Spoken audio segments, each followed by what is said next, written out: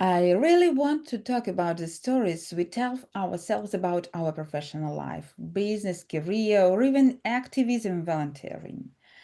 These are all circling around our place in society and the value we bring to others. Oh, I love that. And I don't love it at the same time because it's an ongoing journey for me personally lately. As I changed a few professional identities over the last 20 years, from linguist to teacher to marketer to coach to psychologist, plus a parent to three kids on top of that, which is an inevitable part, integral part of everything on top of that. And it's the same story of understanding how we serve others. And I should say that figuring out who I am professionally, meaning socially, hasn't been easy for me. I wonder, what about you and your clients? From your experience, how big, how popular is this story for women? And why do you think it's so important and complicated for us at the same time? It's huge, I think. For women, this professional story is so essentially linked to our sense of worth and identity. We're Mm-hmm. social animals, right? Mm-hmm. We want to contribute, to be valued, to feel like we are making the difference. Mm-hmm. Think about Maslow's pyramid of needs. Self esteem and self actualization are right up there. Mm-hmm. And our professional lives are often the place where we seek to fulfill those needs. But then there is this constant conflict. We Mm-hmm. are often juggling so many roles: mother, partner, caregiver, employer, entrepreneur, and there is this inherent conflict between those roles. A Mm-hmm. conflict between what we have to do and what we want to do. Whom do we put first? Ourselves or others?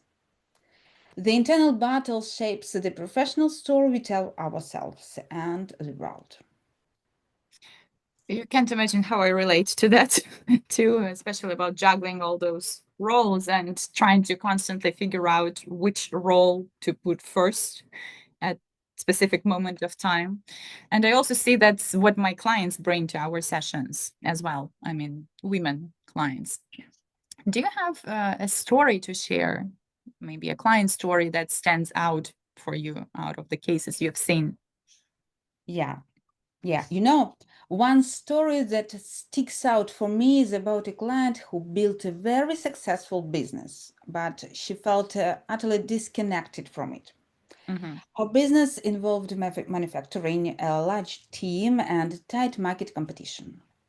She had followed the shoulds, what her family and society expected of her, rather than what truly lit her up. She was making good money, but she was exhausted, resentful, and felt like she was living someone else's life. Hmm. It took a lot of work to unpack that story and to identify that her perfect business model was, in fact, a one person venture, and she switched to a completely different industry, more feminine and more aligned with her values. What do you think about this case? That's interesting, and it's very common as well. Uh, Thinking and trying to figure out who to choose: yourself, ourselves, or the shoulds that our family or society imposes on us. Like, what's more important, right? Whether to choose us or to choose others, to do what we want to do or what we should do. Women are frequently bombarded with these messages about what we should be doing, what success should look like to us, and how we should balance work and family. And these messages can be incredibly disempowering and lead to internal conflict, which is the main reason that clients come for help, right? And it's so important to help women rewrite those narratives. First, to become aware of those stories, then rewrite them, recreate, and write a professional story that's truly our own and not one imposed on us. And I should say that it's not a one-time task. It's a constant, complete journey, and Yeah. you need to be prepared to come back to this question again and again.